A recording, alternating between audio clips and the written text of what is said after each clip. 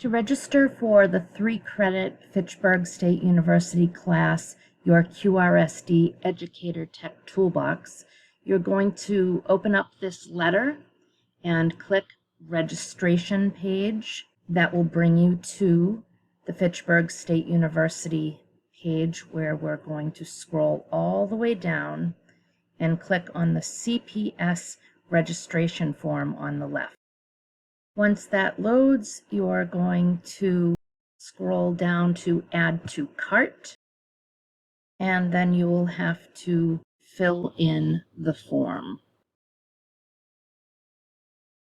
After you've filled in all of the other information, you're going to add the CRN 5-digit course registration number 18776, and the course number is PRDV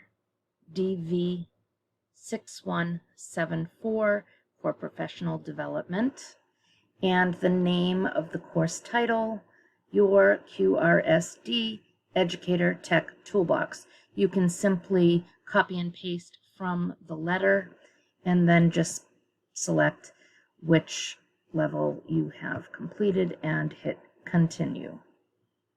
And that's it.